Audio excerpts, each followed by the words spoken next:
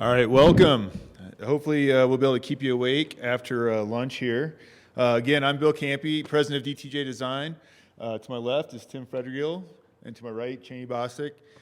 Tim and I will be speaking on the second half about Silverthorne, and Cheney's going to start out with kind of the precursor to Silverthorne in a sense, Colfax. So with that, I'll turn it over to Cheney, and she'll get going.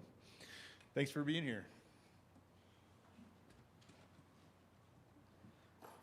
All right, thank you everybody for coming to our session. Here we are again. I'm Cheney Bostic with Studio Seed, and I'm going to tell you a little tale about a famous street called Colfax Avenue in Denver. Show of hands, how many people have heard of Colfax? All right, keep your hand up if you've been to Colfax Avenue. You've gone to a show, gone to a restaurant, walked along the corridor. All right, keep your hands up if you live in Denver.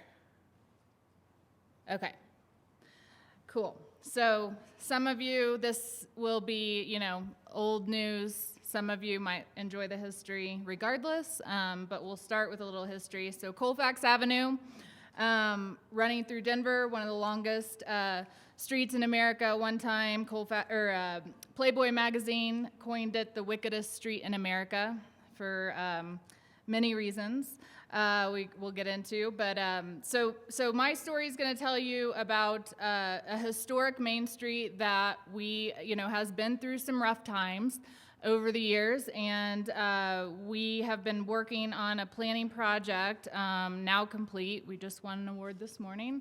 JJ Folsom was the project manager. He's here, so he'll correct me if I get anything wrong.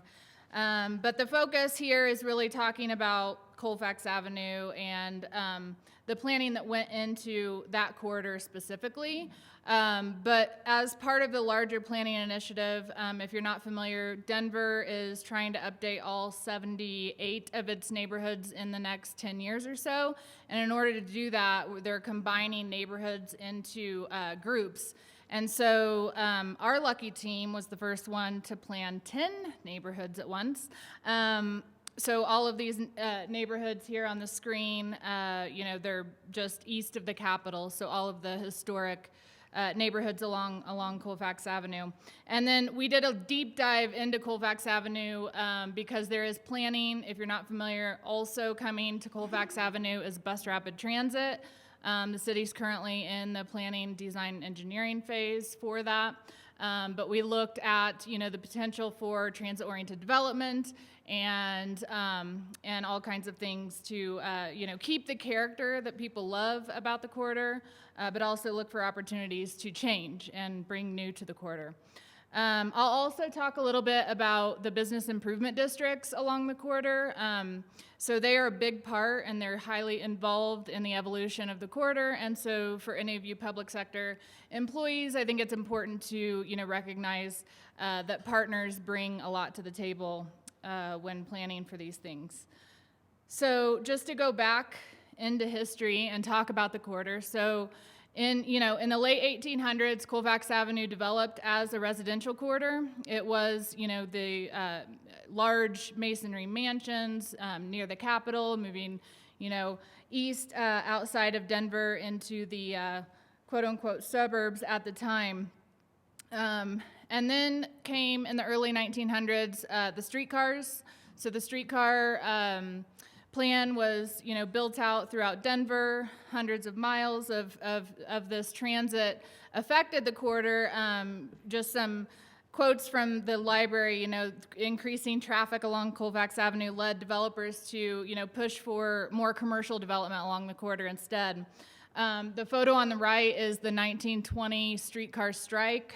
So the labor union had a strike, and this picture just says so much. The cars are coming, and it's almost like the cars are pushing over the streetcars, taking over the street. In fact, people pushed over the streetcar, not the cars. But so there's this battle and this desire to turn the corridor into commercial. But because of the residential structures, and they're significant in their architecture, a lot of what we saw in both of these buildings on the screen still exists today. And so the FERS building on the left, so you started to see some commercial grow onto the residential. My friend likes to call this parasitic architecture. But in fact, now it is a contributing factor to the historic district and this building because of, even the commercial piece of it, though not architecturally that significant, the history of that is so important that this building is under redevelopment right now into a housing and mixed-use project, and the building will be renovated as well as the original residential structure behind. And then you started to see these 2- and 3-story mixed-use buildings coming onto the corridor as well. Then comes the heyday of Colfax, so probably what it's most infamous for, right, is the strip clubs and bars and the cars and the strip center that Colfax was, in the 60s and 70s. And then where we are today is, and since the 90s, we are looking at a pattern of lots that redevelop and take down oftentimes historic architecture like the Aladdin Theater to put up a Walgreens. And so go home, you're drunk. So income's plans for BRT, which is very exciting, and we think, going back to the 60s and 70s and really not much has changed. In fact, it's gotten worse in a lot of ways in terms of development because of the corporate takeover of our Main Street. We see a future where bus rapid transit can really bring back that vitality that the streetcar originated. So keeping, as much intact as possible back to when it developed, when the streetcar was there, while looking for new opportunities for more modern transit-oriented development. Denver obviously is going through a huge growth and boom, and so housing, of course, is not stopping anytime soon. So we need to put it somewhere. And part of the plan, so Blueprint Denver is Denver's land use and transportation plan, and it sets a picture for citywide growth, and it really establishes a framework for where future development should go. So all of this growth that's happening, we need some sort of direction. And at a policy level, the citywide plan says that it should be concentrated on these, centers and corridors and districts. Colfax Avenue is one of those. And so our problem to solve or think about was, so we know development's coming. We know it's challenging on Colfax. I'll get into this in more detail, but the lots are very small and challenging to redevelop. And there's a lot of historic, not protected, but not historic with a capital H, but people love the character of those old buildings and want them to stay, and some of them are only one story. So, that slide got kind of messed up. So we asked in our planning process, we met with all 10 of these neighborhoods, and we asked what the community's top priorities for Colfax were. And the number one thing was preserving existing buildings. So there we kind of had this framework of like, okay, we know, we had heard that anecdotally, everybody loves the gritty character and the funkiness of Colfax. But in fact, it was confirmed in our outreach that people really wanted to preserve those existing buildings. Second on the list was design review. So if new development occurs, they wanted it to be in keeping with the character. And then some other options, providing open space, preserving small business, providing sensitive transitions. So this is a huge one because Colfax is, this this commercial corridor now, but it is directly adjacent to single-family residential neighborhoods, some multifamily as well. But so there is some sensitive transitions, and I think this is transferable to a lot of places where you have a commercial corridor and then it directly transitions into residential. So we looked at that. Affordable housing was lower on the list in terms of priority, as well as parking, which blew my mind, but that's the data for you. So Colfax character, those of you that are unfamiliar, so these are just some pictures of that character that people love and want to remain. In the process of this planning project, Tom's Diner, if you saw some headlines about that, some neighborhood, people wanted to protect it. It was the middle of COVID. The owner of the restaurant wanted to retire and sell the land and redevelop it, and the neighborhood kind of went crazy. They ended up coming together and working out a solution, and it is now nationally registered building. So we're starting to find these like one-off protected buildings happening, but a lot of these buildings are not protected, and they could easily be scraped and rebuilt, including the Fillmore Auditorium. So there's all kinds of, everything from one story, my favorite, the hot pink A-frame hot chocolate, where you can drive by and see, these girls in bikini tops and hula hoops selling lattes. I mean, this is Colfax, right? So we want to celebrate this, the funkiness and grittiness, but also welcome, new stuff as well. So we mapped every single property along the corridor, and we looked at, so the number one priority is to save, those character contributing buildings. So what are they? There had really been no historic survey done in the recent past. So we literally looked at every property, and so we mapped those that we thought merited saving. And so we threw it, in the hot pink, which this map is maybe too far for you to read, but you can see kind of the distribution of parcels. Hot pink are individual landmarks or buildings within a historic district, so we can assume that in the near future they're pretty safe from demolition. And the light pink are the ones that we kind of went literally block by block and looked at the architecture and the character and thought that they should be reused and they could really contribute to the future character of the corridor as it evolves into this future TOD. And then the buildings in blue were recent construction, so hopefully we can assume that those are going to be intact for the next 30 or 40 years as well.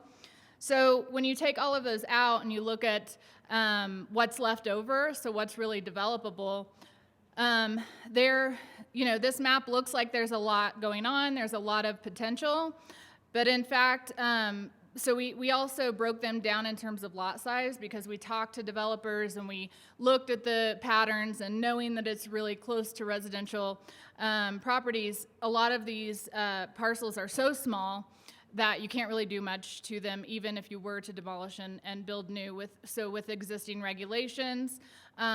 These type A, type B, and type C, the yellow, green, and the orange are the ones that we really critically looked at to understand what really could be built on them. A lot of this corridor is zoned for up to 8 stories. So the closer you get to downtown, you can build 5, 8, and sometimes 12 stories. And then the further you get away is 3 and 5 stories. But when you start to kind of do the modeling and testing of these, there's no way that you would get to that density, so they're actually overzoned. So we tested and looked at different development scenarios and prototypes that could fit on these lots to see what was realistic and where this, these 4,000 future housing units and 4,000 future jobs could go.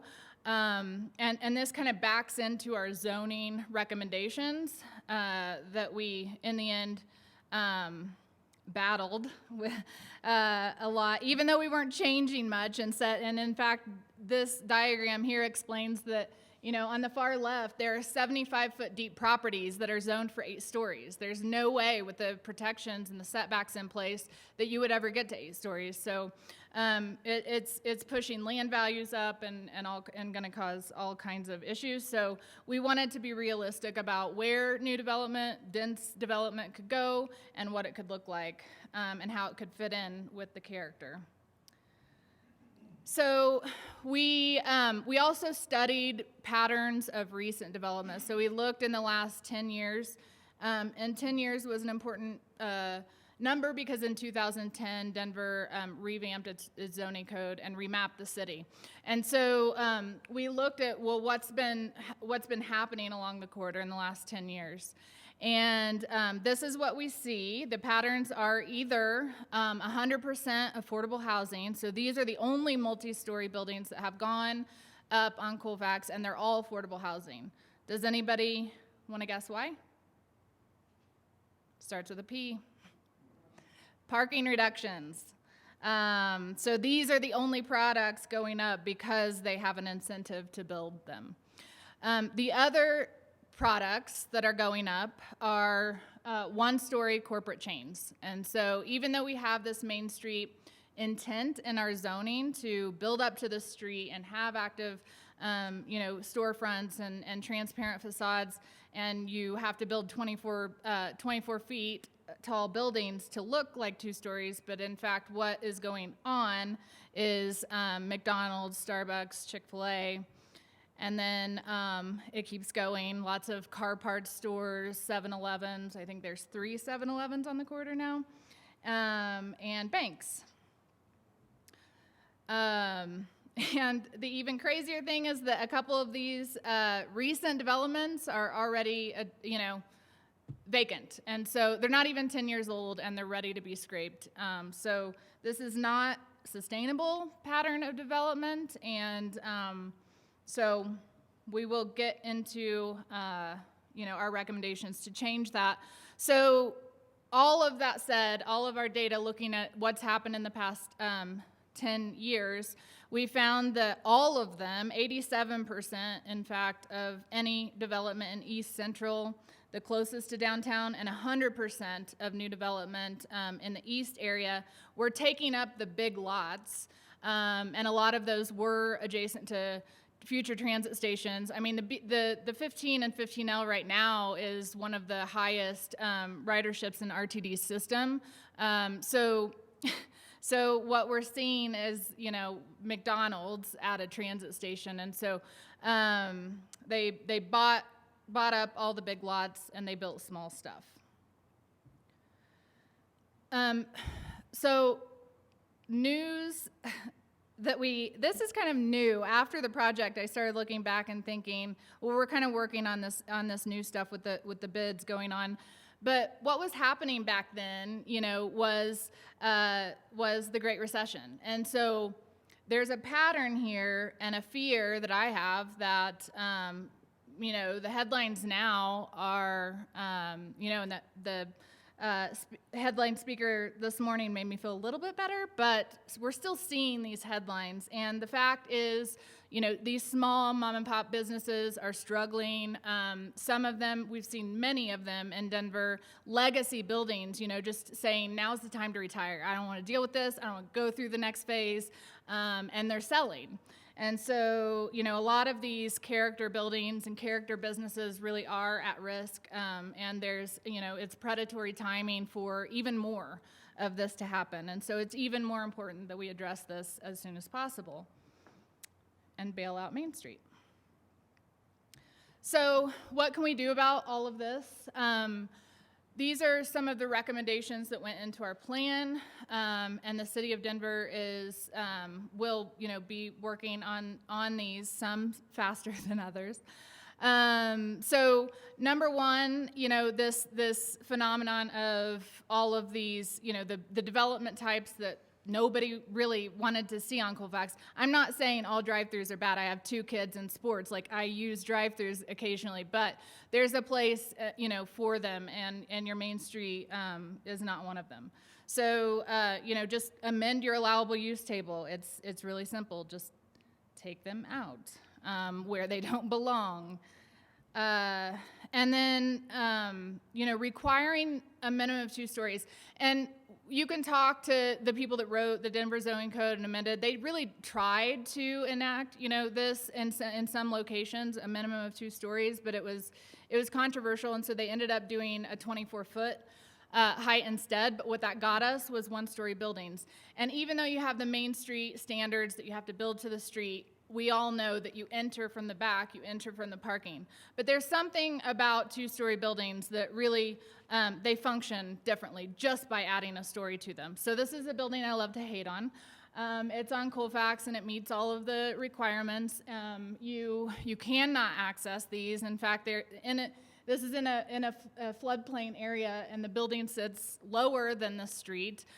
There's ramps to access the doors, but the doors are locked and closed. They meet all the transparency standards, but they put advertising on them. You know, it's just checking the boxes. Okay, we got our glazing, we got our awnings, but this does nothing to the street life, and it looks nothing like a main street.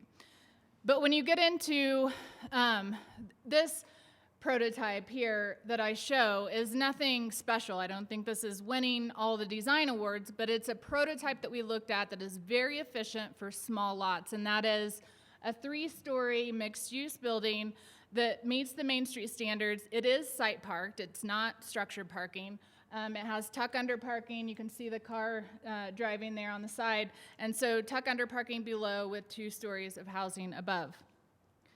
And then just to reiterate, you know, these multi-story buildings that we have seen go in, even though it's 100% affordable housing, it does do a lot better job of addressing the street. Number 3 is addressing parking regulations. So, you know, these lots were formed before zoning exists. So, of course, it's hard to meet the current day standards when parking wins and drives everything. So, we're looking at, you know, recommendations to either eliminate parking requirements altogether or restricting them on small lots. Denver already has a standard that a lot of 6,250 or smaller is exempt from parking, but we kind of added in a layer to that was more specific to Colfax to make sure that some of these lots could really see cool development like downtown scene that doesn't require the parking. Parking maximums, you know, shared parking, and innovation. I mean, there's all kinds of new parking apps that can help you find parking efficiently, and people don't mind walking. I mean, that's part of Colfax, right? You always go home with a story, so you might as well park your car, get out of it, walk the quarter, and go home with a funny story. Another big one was this idea of how to reuse these buildings, and so a lot of them, you know, if you are changing the use, this is our poster child that was also under development during the planning process. It was an old Meineke shop that an actual resident of Park Hill in the neighborhood, a restaurateur wanted to turn into a pizza parlor. And they worked, you know, over 2 years going through the city with all of these barriers and requirements and costs, and to finally get here where it is today, a successful example, but it took many, many hurdles to get there. And so we interviewed a lot of these developers and people that had taken these existing buildings and changed the use, and one of the deep dives that we did in terms of policy recommendations was piloting an adaptive reuse program for the city, because we're seeing this all over the city. It's not just Colfax. I mean, Tennyson Street, Pearl Street, all of these, you know, old streetcar corridors. The community really does want to see the buildings reused, but it's so difficult. It's just easier to demolish them and put up crap.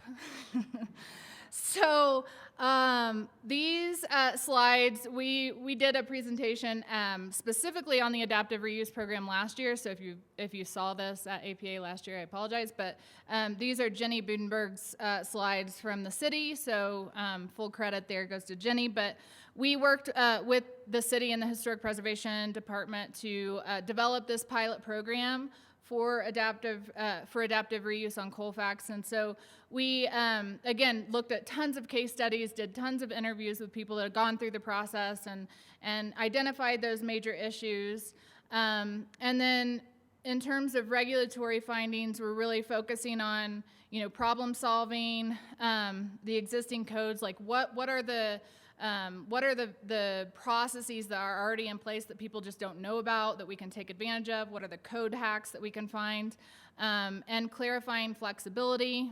when it already exists, letting people know about it. So we have a handbook that we developed that kind of has all of these code hacks ready for a developer, and expanding code flexibility where it's needed that doesn't exist. So kind of packaging all of these processes and standards that could make it easier to do in a pilot project. And then also facilitation and processing. So a lot of these guys, this guy at the Meineke shop, he was a regular neighborhood guy developing a building. He's not, a huge developer that does this in all kinds of cities. This is, these are the people walking in the door for the first time. I have a cool idea. I want to do this. And these are the people that we want to be doing these projects, right? They're going to be invested in the neighborhoods for a long time.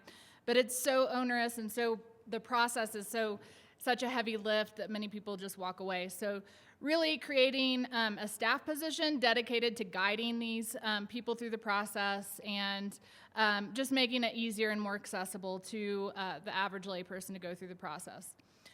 And then partnerships and assistance, working with business improvement districts and the Department of Economic Development and Opportunity, who help these small businesses through this. So kind of bringing in all of your small business champions to the table as well, and letting them know that there's financial assistance available and helping them that way as well. And finally, educating, so publishing a handbook that we developed a ton of case studies that kind of highlights what you could do with these properties and barriers, and so helping them with ideas. And so next, I'll just go through really quickly. What am I doing on time? You're doing great. Okay. So the partners, the business improvement districts, Downtown Development Authority, if you have one of those, and then state and federal funding. So there's lots of these programs. It was also talked about this morning, but there's, a Main Street Open for Business, innovative affordable housing strategies. I think there's a session next on that I'm going to. DOLA's regional recovery and resilience roadmaps, and then at the federal level, there's lots of funding too. So, finding and leaning on partners, letting these small guys know that this stuff exists, is important. So, I think as part of the case study, this was an important collaboration that happened sort of pre this planning process. But there are 4 business improvement districts along Colfax. And in 2017, the bond issue was starting to be put together, and there was a lot of money being talked about for Colfax. And in the beginning phases, I remember working with some of these bids, and they're kind of competitive, right? Who's going to get the most money for these improvements? And they realized right away that they should really collaborate and come together. So they developed the Colfax Collaborative, which includes the West Colfax Business Improvement District, Colfax Ave, the Bluebird, and Colfax Mayfair, and they came together and really rallied around the idea that they are one. They are all part of Colfax, and they all should share that success. So I think that's a specific highlight and lesson learned. Just some other things that's going on along the corridor with the business improvement districts. Because it takes the city a long time to do things. In some cases, the business improvement districts are a lot, more nimble and quick with things. So we have, I was involved in originally crafting a streetscape master plan for the Colfax Ave bid. We've recently looked at all of those new projects that the city implemented as part of the bond project, some of them being temporary, some of them forthcoming, and updated what their priorities should be in terms of focusing on streetscapes. So they have, a big, selfie sculpture now on Colfax Avenue, the Colfax Ave brand. There's T-shirts. We're really celebrating this new brand that was created as well. And then ahead of any city initiatives, they're also developing a design guide. So this isn't a city process, so it's not formal. You don't have to go through design review or anything. That's kind of in the works down the line that the city is looking at. But the Business Improvement District created a design guide. We kind of call this a pocket guide. It's really easy to read and understand. And we focused on what kind of development we thought was going to be prominent on the corridor in the coming years, and then developed some guidelines for those projects. And so they are, this adaptive reuse, obviously, number one. There are two types of adaptive reuse that could occur: those Main Street buildings that are already up to the street, and then there are a lot of more auto-oriented uses, those old car dealerships and car shops that could also be adaptively reused. So we wrote guidelines for those, as well as new development. So we looked at, what are the challenges for small and narrow lots, and helped, with visuals and guidelines to help developers through that process, as well as the traditional and larger lots. And then finally, we think some new development that the bid is really excited about is this activation. So COVID, patio expansions, rather than, everything looking different, create guidelines so that there can be some consistency along the corridor. And then alley activation. There's tons of perpendicular alleys to Colfax Avenue that have tons of potential for those, third spaces. Finally is staying flexible.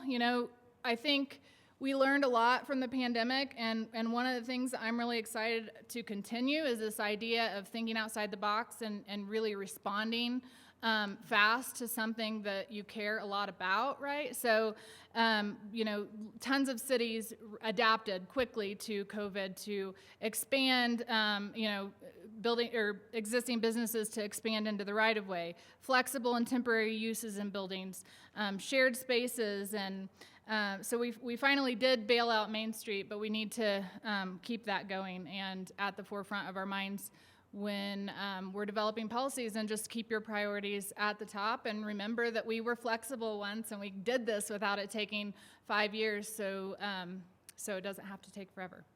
And that's the story of Colfax. And now these guys are going to talk about a Main Street built from scratch. Very different story, but awesome to hear. Oh, sorry.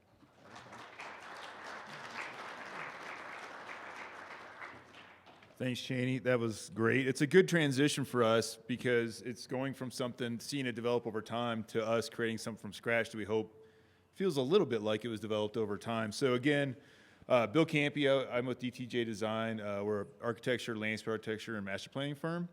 And I got Tim Frederigill here from Millender White. He's the developer on this project. And really what was the story we're going to tell you, I like how you said it doesn't have to take 5 years. I wish that was true. But the story we're going to tell you about is starting with a place, Silverthorne. So you probably drove right by or through, unless you live in Brecker, Keystone, or Dillon.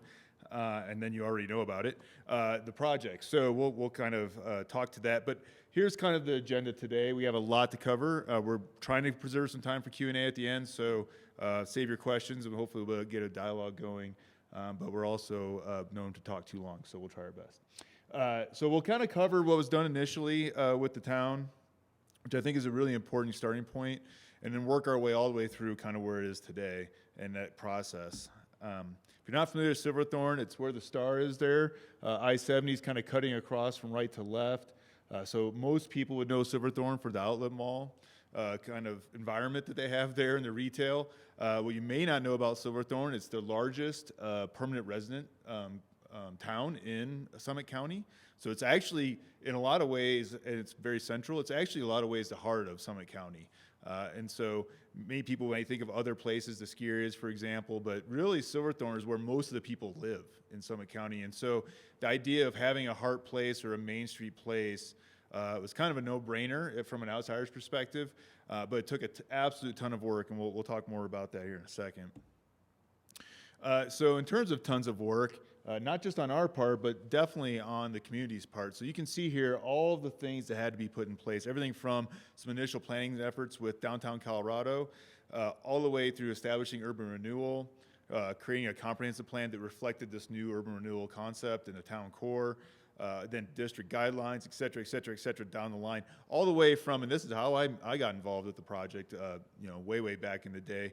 I was teaching at CU, and that was actually part of our class project. And so even reaching out to universities to get input. So the town did an outstanding job in our view of really seeking a number of resources to get some input on this and really bring it all together into kind of a series of plans to help kind of describe it to us.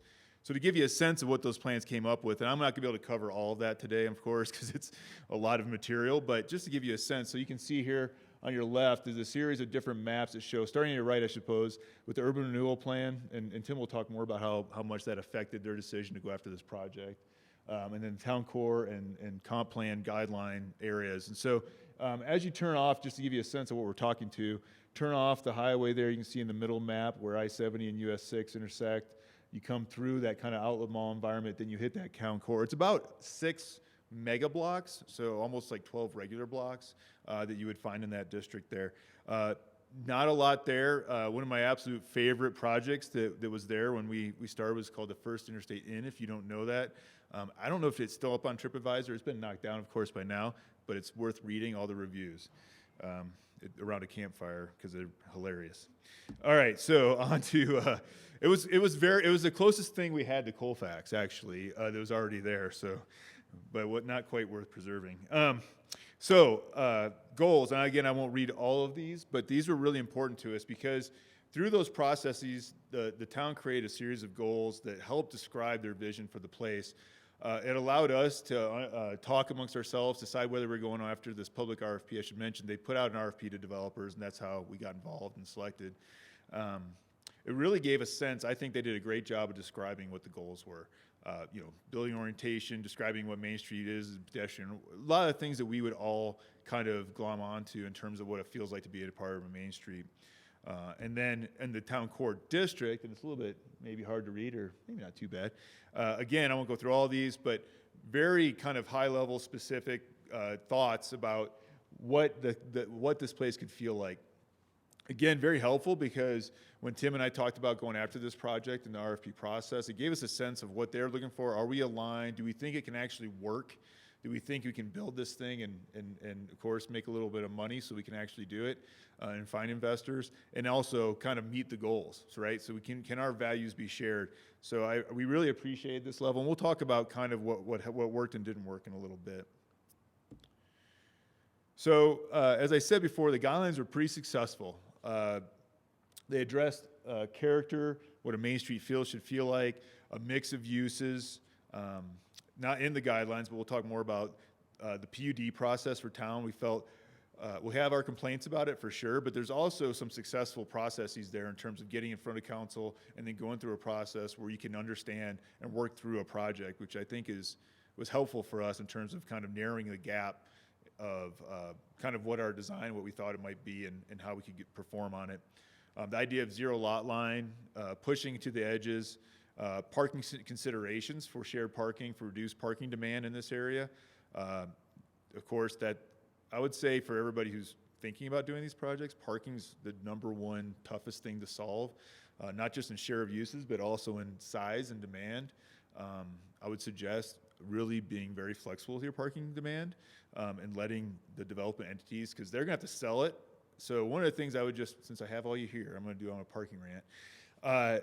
One of the things I would suggest you do is instead of dictating parking, have the developer prove the parking that they're providing and why that makes sense. Because when you dictate parking, most times you're going to be wrong. And it's been proven time and time again, you're either under or over, and the world's changing, and putting in dictated guidelines on parking does not allow us the flexibility to understand how the world's changing on car demand today, and that includes mountain communities for sure. And then landscape reductions. So they recognize that this is going to be a zero lot line environment, so obviously it's going to be much more difficult to create a high level of landscape in the project. The challenges we had were there was some, well, and Tim will talk to this more, but there was some really good work done in preparing the site in terms of conversations with landowners and their urban renewal district and all those things. But there was the infrastructure. It was basically big lots and ditches, right? So to create this intensity of development, we had to figure out a way to bring and again in a mountain community, which doesn't always have the most prepared systems, infrastructure to the site. And that's everything from sidewalks to drainage to utilities. in a pretty major way, and upsizing them for the whole community, for example, just to fit in their Main Street. Pretty big deal. I just talked about parking, so I won't go on another rant. Ground floor retail. Again, we see this time and time again in communities across the country, really, and particularly in Colorado because of our tax structure. There's a lot of what I call dictated retail. Again, retail doesn't really work that way. You have to have shoppers to buy things. So if you don't want to have brand new built buildings that are empty within a few years, dictating retail doesn't work. Now, we totally understand the idea of creating a retail Main Street ground floor. Again, I think it's the conversation process and figuring out a way to solve for the goal versus kind of creating a heavy zoning guideline is probably a better way to go. And I think Cheney talked a lot about this on Colfax in terms of this concept of flexibility. So that was one of our biggest challenges to try to solve. You can see, for example, right on the building in the front, we'll talk more about what's going on with the design. That ground floor is parking. We couldn't build an affordable housing project in town of Silverthorne with ground floor retail that was going to be empty. We couldn't afford that. So trying to figure out those ways to solve, but still create that Main Street feel was a big part of how we went about that. And we'll describe that in more detail. Height restrictions. Again, our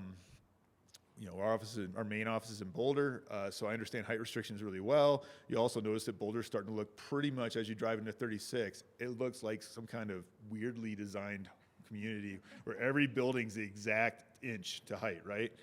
And that's not what a Main Street feels like, right? That's not what an organic place feels like. And so we did have to break the height restrictions, and we had to think about really creative ways to do that because we wanted a varied height. One of the things our goal is that the architecture didn't look like any one architect designed it, that it looked like it evolved over time, that there was enough difference in styles that had some character to it.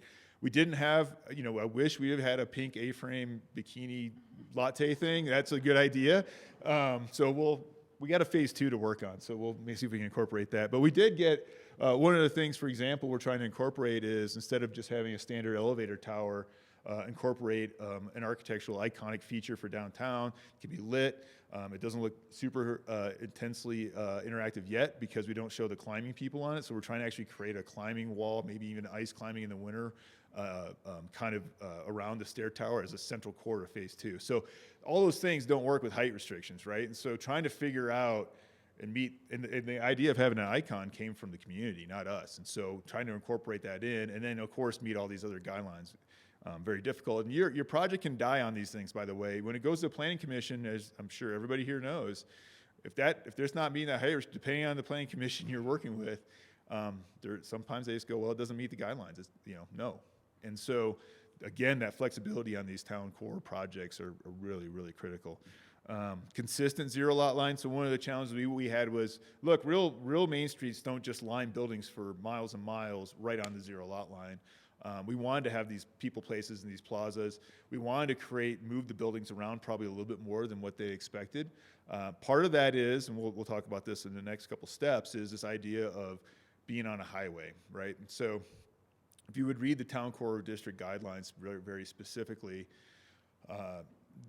they basically wanted to front to the edges. Makes perfect sense at that 10,000 kind of theoretic level.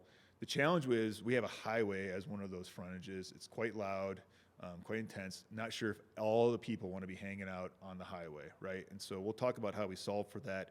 But again, we had to break all those guidelines and really work through that PUD process to get something improved. Signage. Most communities regulate signage. That makes total sense to us. Unfortunately, the signage on this was just not at what I would call it was very concerned about more of the McDonald's types things and whatever versus kind of how a Main Street kind of might work, or hotels or other things. So that's another one we had to kind of break and figure out a way to solve for over time. And then I just talked about the focus on highway flexibility.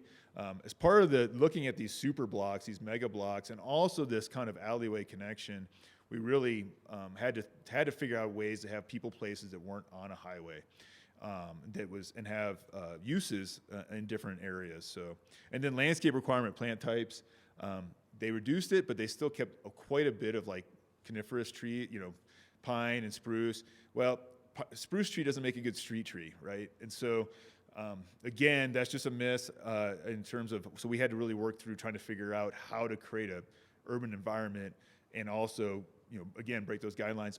None of these things are deal killers necessarily, but again, when you're a developer and you're looking at a risk of doing a project like this and trying to figure out how to get through that planning process, they're all trip hazards for that planning commission and town council process, which you would hate to see a place like Silverthorne not get a Main Street because we're not planting enough pine trees, or we're creating people plazas along an alley versus the other street, right? And those are real things that happen to us as we go through these kinds of projects. So how do we start? This is our first plan we presented to council as part of when we got shortlisted to the RFP. So we were super excited about this. Tim had actually done quite a bit of work to actually find development partners and users for this site. Things like a medical office building, believe it or not, and then Punch Bowl Social. Other, of course, residential, which again, for towns, main streets need people. People need to live there as well. They need 24 hours, so all those things were incorporated in that plan. You're going to see what we're building right now is completely different, but that's, of course, very normal. But we were excited about this. The thing that's misleading on this drawing is that all the parcels around it look like they have big Walmarts. But what the idea is that was actually going to be eventually built over time, right? So we're the first in, though. And I want you to keep that in mind as we go through our design, because that's driving a lot of our choices. So, for example, ground floor retail, we're all for that interaction that you have as a community when you're walking down. There's shops and stores to go in. Whether it's coffee, ice cream, even office or shopping retail district. The problem is across the street's a dirt lot, right? And so I don't know how many people want to open a shop on the backside of a project across from a dirt lot, right? And so we had to deal with that. Was a very, very difficult thing to try to solve for in this project because they weren't giant, intense urban buildings. This is the first thing in. So another thing I would encourage as people think about these things is think about that first in and then think about final. So as those 6 mega blocks might develop, there might be rules that change over time. But I think for that first in to get the momentum going, the flexibility's got to really be there to attract a development partner, because there's a tremendous amount of risk on the developer side to be the first one to do anything in a community, even a community like Silverthorne, which we think has all the right things going on. Okay, so where'd we end up? This is a plan. If you're not familiar with Silverthorne, it's going to be a little bit hard to describe, but as I said, it's just kind of right down Blue River Parkway behind the outlet malls. There is essentially kind of a handful of uses. We did actually preserve existing buildings, both in a building and on site. So we're working with the Mint, which was a restaurant that was right in the middle of the project that's staying, which brings a sense of authenticity to the project, which we're really excited about.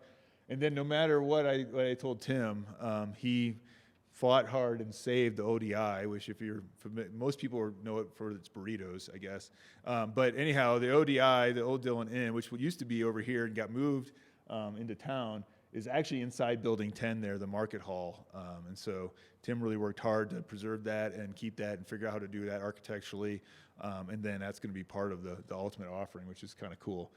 Again, trying to find the authenticity that a place like a Colfax might have over time in a place like this, which is for most part starting from scratch. So we were excited to preserve those buildings and those uses. And then, so that's in the top right. That's where that's happening, the Market Hall there, the 10. And then the number, I think it's 5 there. And then between those two, we had a little bit of a plaza so that the Market Hall could open up. You'd have those really exciting kind of, maybe small band or events kind of spilling out. I should note across the street, the other thing that the town did that was great is build a really high quality performing arts center. Additionally, across the street, they have what's called a pavilion where they do, 300 some weddings a year. All of those things that have been done before we got here help drive the fact that we wanted to be here, right? So how do we get a hotel use? How do we get people walking through the site? Unfortunately, it's across the highway, so there is an intersection and pedestrian flow. But those uses really help us in terms of having you can imagine having a cocktail before you go to the theater for a show, and then afterwards coming over and having a drink. All those things are part of how we designed this project to make it work. Again, moving to the left now, number 3 is a hotel, the Hotel Indigo. And then number 2 and 2 below that are both mixed-use buildings. Number 11, so residential and commercial. Number 11 is the parking structure, and then to the right is the townhome development. The other thing that is not necessarily shown as well here is you'll notice the hotel entrance is from the alley. We worked really hard to create an alley that's basically very walkable. That actually the whole concept, you'll see this in phase 2, is to connect that alley all the way through the outlet mall, so that becomes a separate walkable corridor, not just on the highway again. So the hotel entrance is right actually on the alleyway. It's going to be well thought in terms of detail, lighting, even some landscaping in there. And then, of course, the townhomes live off that. Around the Mint and that plaza is actually a plaza that extends into the alley, so it creates a people place that connects you out to the street. With these mega blocks, we worked really hard to create smaller loops, essentially, so that we could break them down. And that's what's nice about having that plaza of the Mint. So it's like kind of a midpoint. In the town's planning, they really put a lot of focus on 4th Street. So that's why you see that mixed-use buildings focused there, right? And so instead of having retail ground floor across the whole thing, we really pushed and focused on that mixed-use number 2 and 2 there on 4th Street. And so Adams, he also included a transit center in this. We moved the transit center for the town, which we think is a great opportunity for having people move through the site as well. That's actually incorporated into the parking structure. And then on-street parking and all those things. The town let us count the on-street parking for our parking commitment. They also let us mix parking uses in the parking structure, all super critical to making this thing work. Building parking structures, particularly at this scale development, is extremely rare. And so the cost of that, and Tim will talk about how that all got funded in a little bit here, is quite difficult to do. But we think it's the right choice to create that urban center. Here you go. So here's some images of kind of how it's turning out right now. We do have a video at the end that many of you are watching as you came in that will show that, and we have some built pictures as well. So in the foreground's the market hall. Again, if you're not familiar with the market hall, it's a mix of retail, restaurant type uses in a kind of an open format. And then, be able to open large doors to the outside, engage that public realm. Next to the Mint, which is in white, in the center there, we kind of left it we didn't design it, so we didn't draw on it. And then the hotel next to it, which again, interesting enough, we opened the kind of hotel plaza public space to the public there, which we thought was an interesting thing to kind of help them engage the street, walk over to the Mint. We are trying to, so also you'll see on the ground floor of the hotel, it's not just units or keys, it is other uses like a restaurant, those kinds of things to engage the street. And then you wrap around the corner to the mixed-use buildings. That have that. So here's some other kind of images of the townhome community, the parking structure, kind of where the market hall is. All right, I'm going to have Tim jump in here and talk to us about the complications of a public-private partnership and how this really happens. We do a lot of drawings and we get to talk in front of people and show cool stuff, but really all the work's being done by Tim in the background here to make sure this thing actually happens. So why don't you hop up? Bill gets the fun part. Here, I'll kill this. Actually, Bill gets the fun part. He gets the vision, the design, and I get the numbers and the finance. Tim Frederick-Gill, I'm with Milliner White, and we, the inception for the project was an RFP that the town of Silverthorne put out that said, hey, we've laid 10 years of groundwork. We've redone our comprehensive plan. We've put this land in an urban renewal area. The framework's set. We need somebody to execute on our vision for having a Main Street. We've been left behind, and we're trying to correct that. So Bill, hats off to getting it done for our team. And since then, that was mid-2017. But that's when the work started to actually figure out how we're going to pull this off, because it's all just vision exercises before that. We had an idea on uses and how we might pull it together, but really it was an iterative site planning and underwriting process. So you saw the first iteration, and that was, hey, we thought we had some target users that were going to come in and help us deliver this thing, and you got to have end users, otherwise you're just building spec, especially if you're pushing large-scale commercial out there in a new downtown setting. And it took iteration after iteration, working with Bill's team at DTJ, finally settled on a programming summer 2017. And, between then and summer 2019 was, month after month of working with the town, the Urban Renewal Authority on public finance agreements, bond structuring, finding capital partners for our respective vertical projects within the master development. So it's technical to just contrive a downtown out of nowhere, especially when you're trying to make it authentic. So we selected not one design team, but several design teams for the vertical architecture. A mix of uses. We wanted the ground floor retail just as much as the town did, but at the same time, there's got to be a balance between the commercial and the residential. For a lot of projects, the commercial is a loss leader, and you're not going to make any money on it. However, it's really all the town and the townspeople want, right? Because that's what's fun. You don't really care if somebody has a cool ski rental, but you do care if there's a cool new bar in town. So that's what the entire town was focused on, and all of the public. So it's very important that we executed well on that, and we put a lot of thought into what that might be. As Bill noted, at one point there is a punch bowl social proposal, but we ended up with this cool market hall concept that should be opening soon, and we're pretty proud of. But highly technical stuff, and it couldn't have done it without the Urban Renewal Authority. That's something I wanted to hit on, is the public finance, the tax increment finance was essential, especially because we were a catalyst project. There's nothing going in this neighborhood.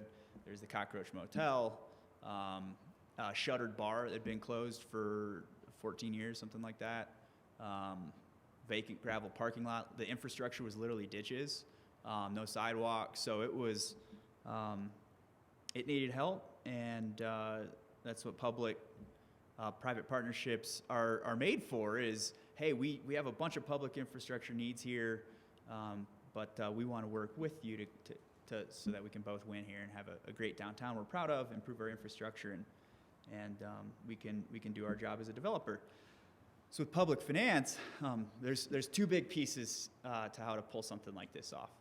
I talked about the private side, and on the private side you have capital groups that are financing what capital groups do, if it's a hotel group doing a hotel or whatever it may be. But then there's the public side, and we're talking about Title 32 public finance is allowed in the Colorado statute, and so these are the mechanisms that urban renewal authorities help you achieve.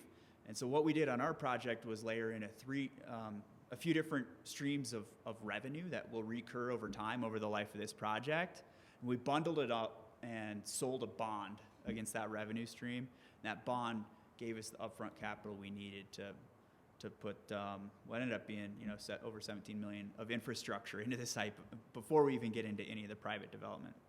So with the tax increment finance, that means a proportion of all incremental property tax, sales tax, and lodging tax that we create on the project is shared with us, and that allows you to use that money over time if you choose, or as I said, in our case, we sold that stream of revenue in a bond sale because we needed the money up front for the infrastructure.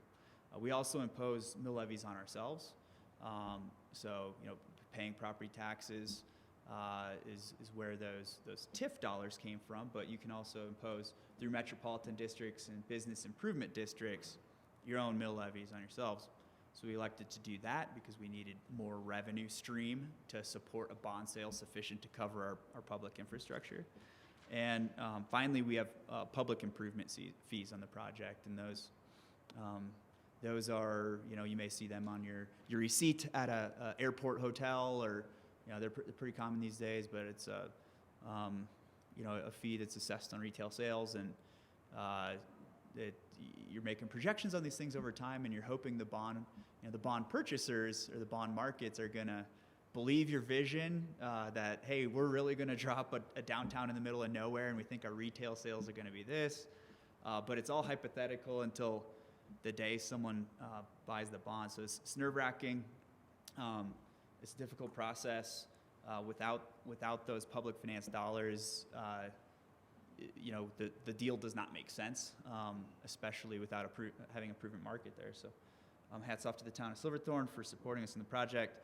And like I said, we had to also bring together individual ownership groups for the vertical development. So fast forward, here we are. There's the Cockroach Motel, top left. I'm getting munched up there. And first things first, site infrastructure, parking structure. You can see Big Blue there, this massive crane erecting the precast parking structure in that first winter season. Top right is after, say, a year of work, we framed the parking structure. The site's been cleared, of course, and you can see the framing of the market hall beginning. I'll show you some more pictures of market hall here in a second. Bottom right, fast forward another year. This is probably this past spring. And Tim, you can see inside. This is a good picture to see the ODI. I don't know if you can see it very well, but it's kind of the dark object and see inside all that metal framing in there. So building a building around a building that's already been moved once and is about to fall over is not easy, which is why I was concerned about doing it. But Tim was really focused on this concept of authenticity and bringing whatever we had of Silverthorne into the project, right? Like, what can we grab onto that had merit? Not the By the way, if you found a cockroach in your room at that hotel, it was the best thing you could find. But anyhow, keep going, Tim. Thanks, Bill. I love him. He adds the character too. Yeah, so it's actually happening. You have all this vertical development, all these different ownership groups all trying to go on a 4-acre site in a highly climate constrained market. So you got 4 or 5 months you can pour concrete a year, and everybody's trying to go vertical. So it's been really challenging, but a really fun project. Trying to figure out how to again deliver all these different uses right in the town. Of course, fast forward, you got market hall's framed up, approaching certificate of occupancy on that core and shell, and the tenant build-outs are underway. You can see the townhomes for the buildings are framed up. 4 more buildings have foundations in, and the mixed-use buildings that have the storefront retail on 4th Street and the condos above we're about to commence construction on those in just a couple short weeks. So it's actually happening, and then the fun part is we're delivering now. So we've opened the parking structure, we've opened the transit facility. We welcomed the community out a few weeks ago to the First Friday event, which was really fun. I think we had over 500 folks there up on the rooftop, an 11-piece band. So, the town, the one thing we heard through the planning exercises was everybody's missing the cool hangout, the community gathering spot. There's a couple good, restaurants around, bars, but for the most part, if you want like a good, solid community gathering spot, you're driving to another community. And so it was really great to see this thing come full circle and actually open it up, and just the excitement from everybody. Great turnout. We had our food vendors there, several of our food vendors that are going to be in the market hall. So a really exciting event, really exciting day. I want to jump back now to historic preservation. Bill just hit on it. The old Dillon Inn previously was in the old town of Dillon, and they relocated a lot of the buildings that had contributing character way back when the lake was filled. Silverthorne received the Mint and the old Dillon Inn, and this building's believed to be 1880s. The Mint's 1860s. So there's only 2 architecturally contributing buildings on our entire super block. The rest of it was again, kind of like 70s built, some modular motel stuff. But so it's really important to me that we preserve the history here. This is a piece of Summit County, and it needed to be preserved, but it's already moved once, if not twice, to our understanding. And looking at the foundation and just how this thing was pinned together, we weren't sure it was going to make another move. It was, as far as we can tell, 6 different buildings cobbled together over time. So you could kind of see the original building and then another building tacked on and another building like 6 times over. And so moving it didn't seem feasible, didn't seem plausible. So I'm like, shoot, we're looking at prefabricating a lot of things anyways, because it's the mountains, short building season. So we came up with this idea of erecting a pre-engineered metal building over it and having it be the keystone of our market hall. So now you can sit and enjoy a meal at the old Dillon Inn, but you're also inside of the market hall. So that's a pretty cool thing. It's a sad story. It closed down 2007. We opened the doors in whatever that was, 2017, and it was like the last night the bar was open, they drank all the booze and locked the door, and nothing had changed. Like the trophies were there, The newspaper was pinned to the wall from the day they closed. So it was really like a time capsule. And We can tell you who was supposed to work that week, right? It had the staffing chart on the wall, and the green chili recipe was pinned to the wall. So this is one of those places to talk about community gathering spot, and part of what Silverthorne had, it was the old Dillon Inn. Unfortunately, they didn't have it for the past over decade. But you can see pinned to all the walls are all these amazing old photos, and all the trophies within there tell the story as well. The bowling team, and we won the 1986 Rec Softball League, and they got the ball still signed. And, so we wanted to bring it back, so we just built over it. So fast forward, there's us erecting a metal building over the old Dillon Inn. And then here we are today. You can see a sneak peek of the inside of the market hall. The old Dillon Inn's been polished up, sprayed off lead paint, resealed it with new paint. Lots more work beyond that. All new systems, fire suppression, all that stuff. So it's still work in progress. Interestingly enough, still looking for a tenant for that building. All the rest of the building's spoken for, but we're being pretty picky. So it's partly our fault. We want somebody who doesn't want to change it and wants to keep the history. You can see a picture of the inside there, but it's the real deal. It's the original bar, over 100 years old. And again, it was building a contrived, entirely new downtown. We needed some link to legacy, the past, the history of Summit County. So it was really cool to be able to preserve it, keep it part of our project. And the Mint you saw as well, 1860s oldest bar in Summit County. That property owner was one of the sellers of the rest of the property, and they were gracious enough to sell us the rest of the property. But one of the conditions was the Mint needs to stay. So we said, well, that's great, adds character, we'll embrace it. Can we clean it up a little bit on the outside? And so we made that part of the deal. And so it's getting new siding and roof right now. But yeah, that's. Do you want to jump back now and tell about the future here?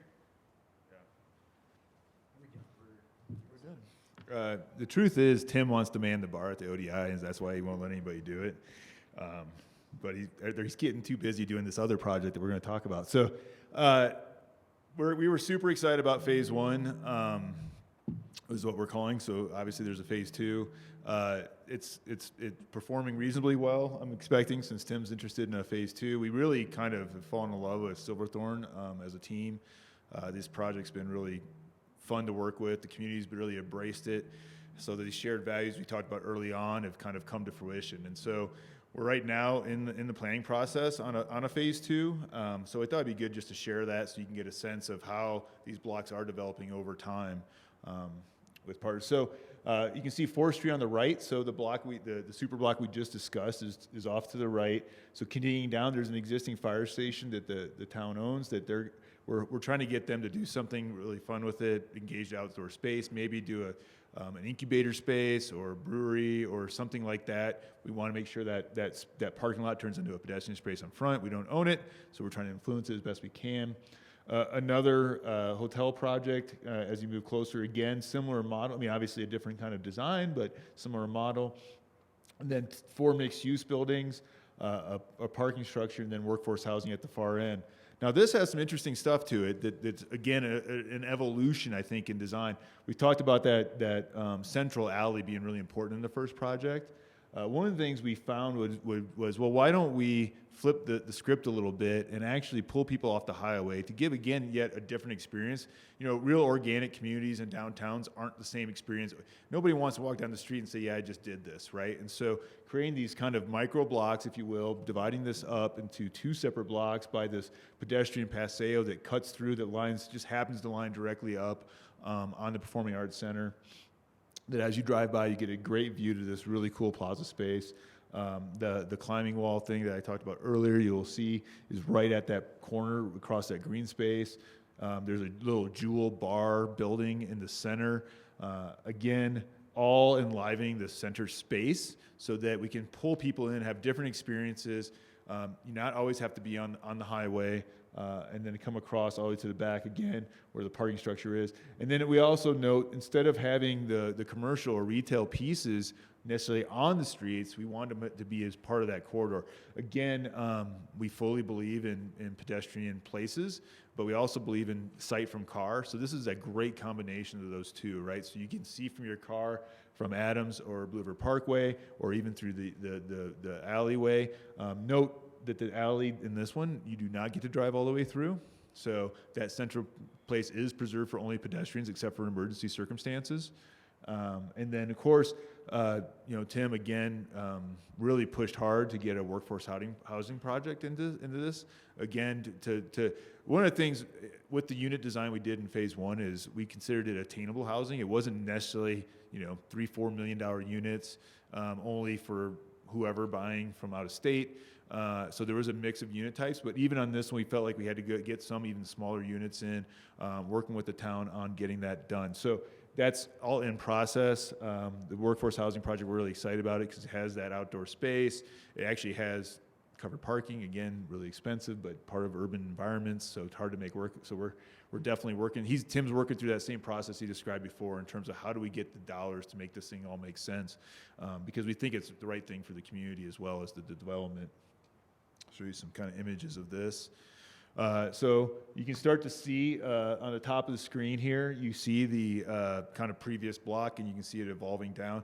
What we're excited about is we feel like we're performing on the idea of mix of heights, mix of architectural styles, different types of roofs, all those kinds of things. It does start to feel a little bit unique in terms of design. It doesn't always have to be the same thing. It all isn't the exact same architectural style. It all isn't.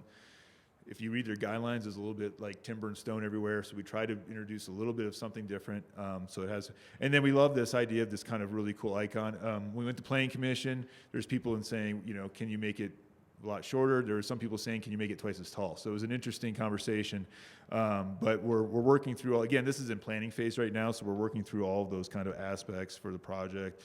There you get a shot kind of into that central corridor or core pedestrian space. Really, we're super excited about this idea of having this thing built around watching people climb and kind of almost like daring people, as you say at the bar. It's like the old, mechanical bull, right? Are you going to do that? Especially if we can get the ice climbing thing pulled off. And we get to hide a stair tower, or an elevator tower in a parking structure, right? So these are the things that we're doing actually, across. One thing I'll say is town centers are not just happening in towns. They're happening in suburban developments. This is happening in almost every project we do across the country right now. And so really working through how these things really live and work, and that mix of residential versus commercial is pretty important to pulling these off and finding somebody who's going to actually build it like Tim.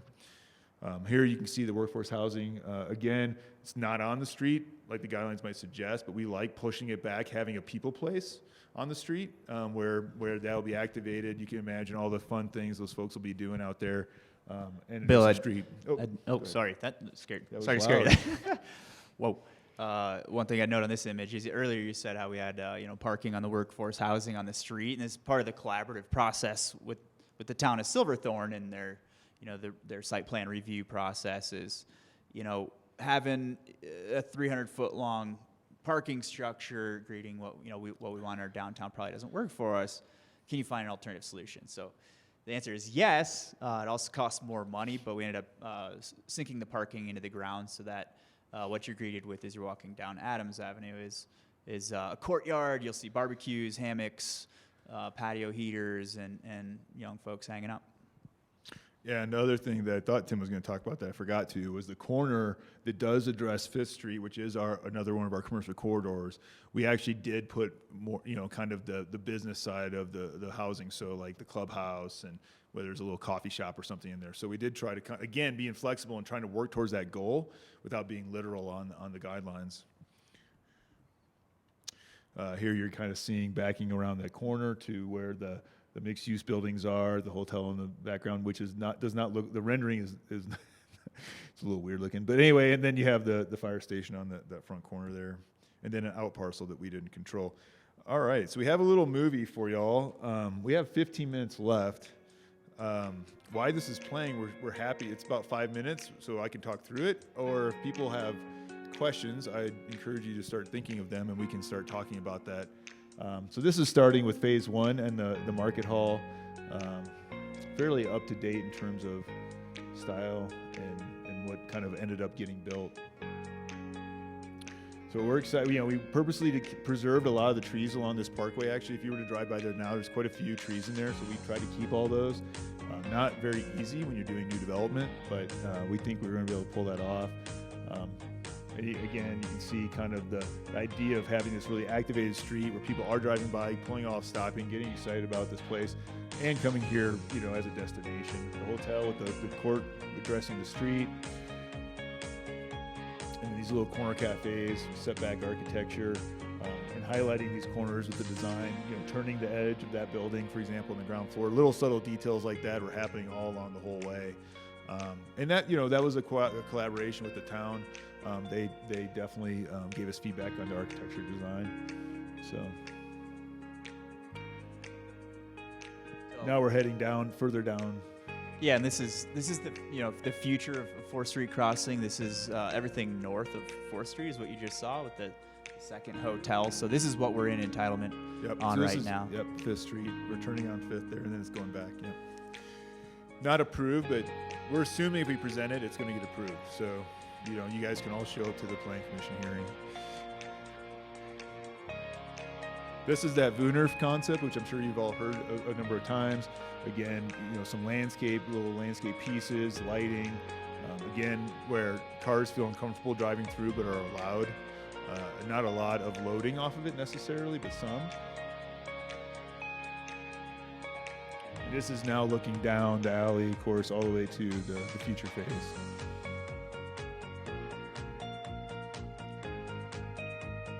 The hotel drop off.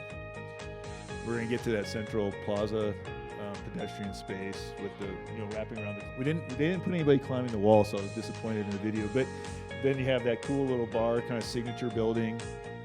A lot of this was inspired by places you might know in Denver or other communities where they have these. Kind of smaller, intimate walkways, like Paseos and Boulder and such.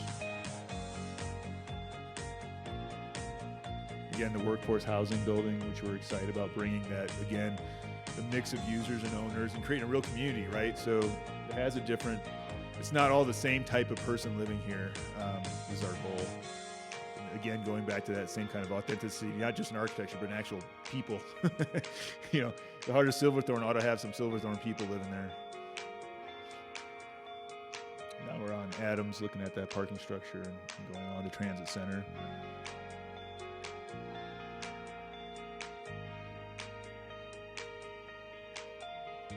Nobody stops at intersections. Which is true on Adams, by the way. If you go down Adams, it's a very wide. We actually did a lot of work to narrow that street because it's a low-speed street, but I don't even know how wide the pavement is, 60 feet, so people drive really fast.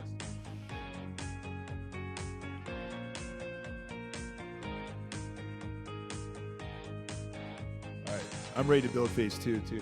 It's funny. It has taken a long time, right? Well, it'll be 5 years from start to finish or so before phase 1 is mostly done. From RFP to completion, it'd be about 5 years. Yeah. So in terms of y'all's thinking, when you're thinking about this, expectations, I would say 5 years was fast.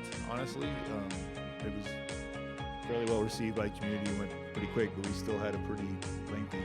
We would like the Colfax, whatever quick process they developed, that would be great if we could start doing one of those. In all seriousness, the quicker that review process is, the more attractive it is going to be for developers for sure.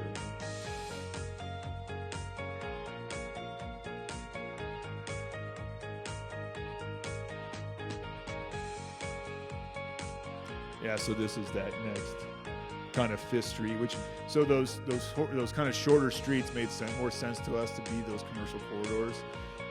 We designed 4th, for example, where they can it's easy to shut that off. It's not required for traffic, right? And do any type of market you might want to have, farmers market, whatever, art shows. So that'll be bringing that kind of also flexible use element into the project. One thing we didn't hit on yet is the residential density.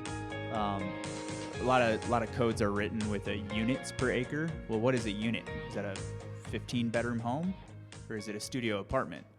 And there needs to be a lot more specificity as to what is a unit. So maybe that should be an FAR ratio or a form-based code where you're capped at a height and square footage. But the town of Silverthorne was understanding it with our PUD proposal, which was, let's use an equivalency. Okay, so these aren't 3-4 bedroom luxury condos. We want them to be attainable. So for instance, the 4 mixed-use buildings you saw in the middle, 2 of them surrounding the climbing wall, 2 of those buildings are entirely 1 bedroom. So we want to offer these things at the right price point. But what code can do is have a perverse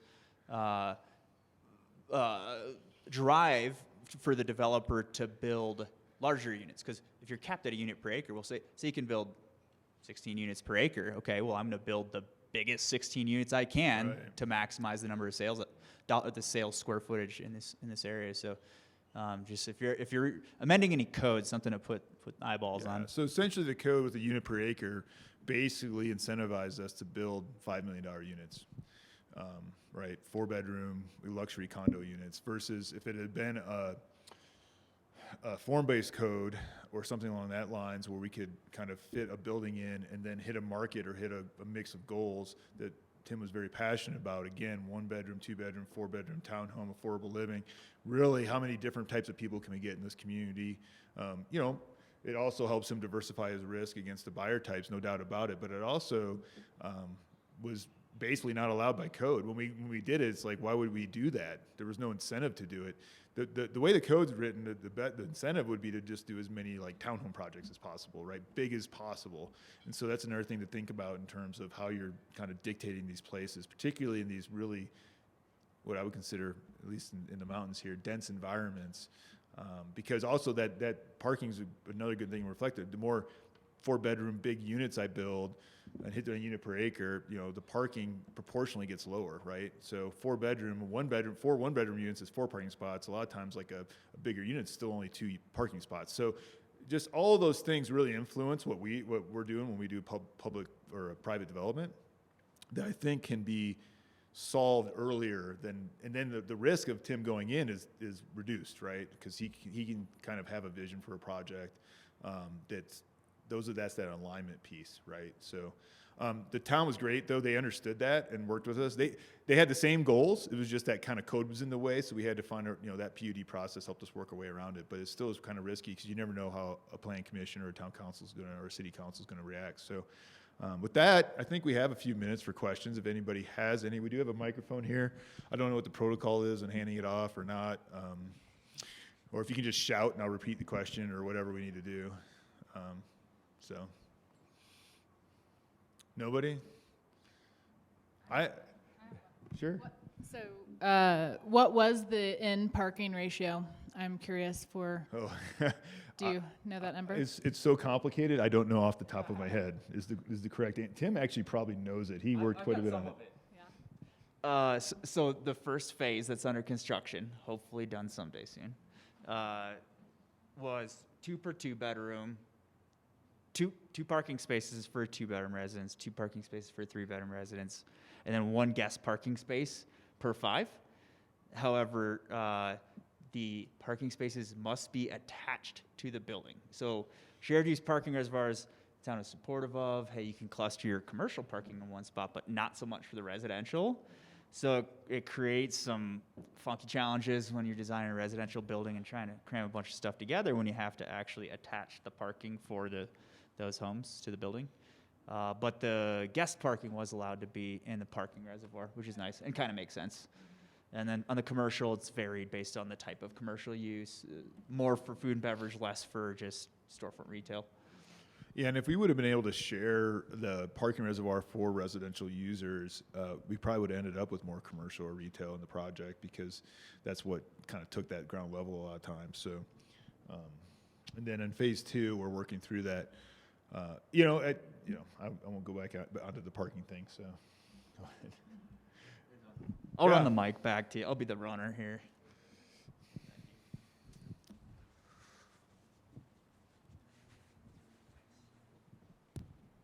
I was just curious a little more on if you could briefly touch on your design principles for the WUNRF, and I was wondering if those internal were those townhome type units internal to the block, and were those fee simple? So yes, on the townhomes. Okay. And then we tried to make it as tight as possible. We worked with the fire department, obviously, they have a 26-foot apparatus set up essentially. So it's 26.01 inches, 26 feet, 0.01 inches wide, the alley. We did have to make some concessions on lighting and things like that because of that. But we tried to incorporate some, planters, lighting, different. One of the challenges we had in the mountains with plowing was doing unique paving, actually. So we wanted to do a lot of really interesting paving elements, which I think would have helped a lot. But the problem is, it's going to have a lot of shade. So like 6 months out of the year, it's going to be covered in snow and ice. The project we do have some snow melt in the project, but it didn't support it everywhere. And so both, obviously there's an environmental issue there sometimes, although I think it's debatable on whether bulldozers and things burn more. But anyway, we have some snow melt, and then we are self-performing on snow removal. Worked with the town on that. But so anyway, what we were told was a lot of our initial concepts was just going to get destroyed, and the town didn't want to deal with that. So unfortunately, the paving is going to be relatively simple. And then just the townhomes living onto it, the hotel, we try to get some uses kind of living on. And then you could see we even pushed further on phase 2 to actually creating, spaces in there, which we're really excited about. So I think you had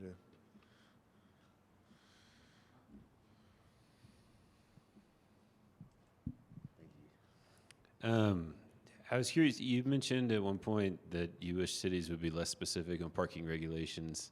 Right. And then I think you mentioned at another point, maybe some area you wish they would be more specific. Can you give some 2 or 3 areas that you wish cities would be more specific, and then a couple where you wish they'd be less specific? Right.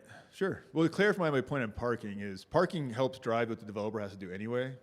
They're not going to be successful if they don't have parking. I would just recommend you at least on projects of this kind of scale and size, having the option to have a parking study prove out how they're developing their project versus having it totally driven by use and regulation.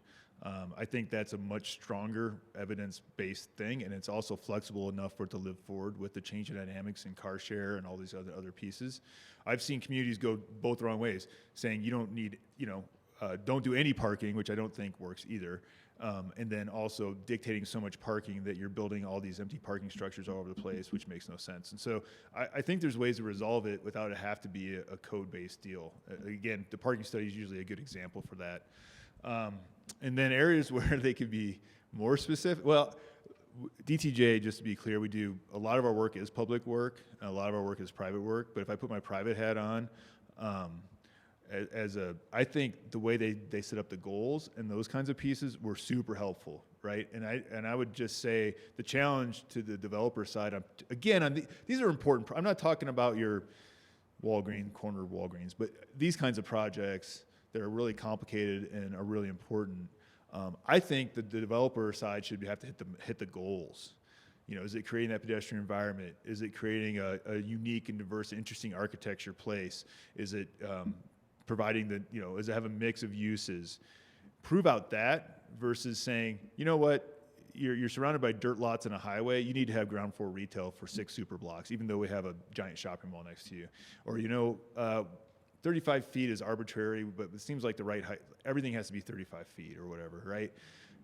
I'd rather say the goal is to have, buildings that have view of the mountains, et cetera, and then we prove out how we did that. That if I put my private hat on, that's really to me how, again, on these kind of really important projects, I think that's where you get that shared value. You can come to bear and prove it out. What we ran into on this project is, honestly, a lot of support from council, and I would even say staff, but a tougher planning commission process. And so, the concern is you had a council that they do a concept presentation. We got uniform approval on the concept presentation across council. Love it. When can you build it? Kind of, right? And then we almost got denied at planning commission because of those regulations, right? So you could imagine the town center doesn't get developed because of a height restriction that the planning commission feels obligated to honor because that's their job. We get that.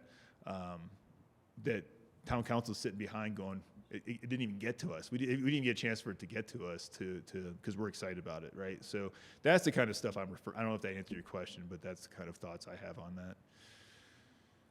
Yes.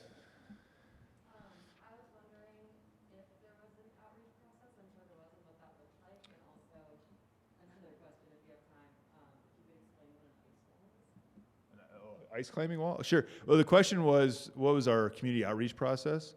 That's a good question. We did have community meetings, which we received. I think this was so desperately wanted and needed in town. The big question really, well, Tim could talk to this a little bit too, is almost a disbelief of whether we were going to pull it off. And can you, make this, don't show us something and don't build it kind of thing, was a concern for sure. And then Tim, I don't know if you have something to add to that in terms of, so we did like big public meetings and people staying, in presentation and that kind of thing. And, okay. Actually, Tim, on phase 2, you put people at the gas station, is that right? Somewhere. Mike, yeah. Here's an interesting strategy is Planning Commission was so contentious on our first submittal, again, because they're trying to follow the rules, like a 65-foot climbing wall is in violation of our code, we're just, for some reason, we're like, we thought this was something that the community wanted, and so between we actually had to, we went so long through the first Planning Commission meeting, it got continued to, so we had to go in again, and we get to have all the fun again.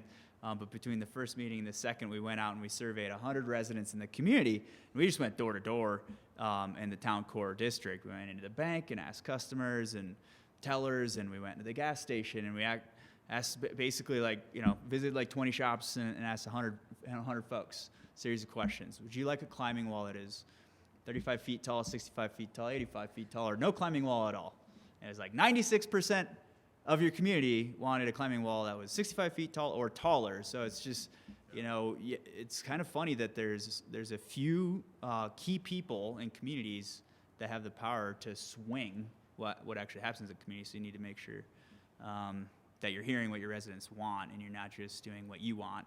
If anybody in here is in those very important positions, because a lot of times personal opinions drive what happens for your entire community.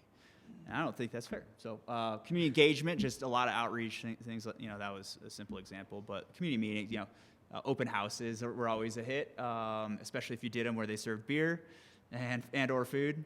I would just say that they did serve beer, so it was well attended, and that's the first I've ever been at that did that. Usually, particularly if you're a private developer, well, we didn't. It was through the town there, but we do not want intoxicated crowds usually. So that usually works against us. Believe me. I think somebody over here. It was an ice climbing wall. So the thought is we're actually going to put ice on this wall and climb it, and we're trying to figure out how to do that. Yeah, just one more question if you have time. Absolutely, sure. So you touched a lot on attainability and attainable housing, but then obviously there's also a large workforce housing component of it. So what kind of attainability are we talking about with this? Well, again, that's driven.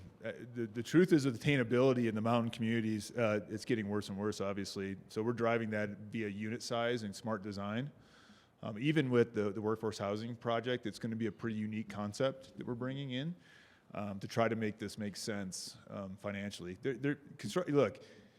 Construction costs are going up massively, like unheard of at pace, and so is the rest of the cost of living, and then the demand in the mountains is going up, and so it's like you feel like you're chasing a snowball that's rolling downhill and getting bigger every minute, and so. Right now, that mix, again, going down to one-bedroom units and providing smaller square footage for sale so that you're not in a deed-restricted environment, but it's still possibly attainable if you lived here.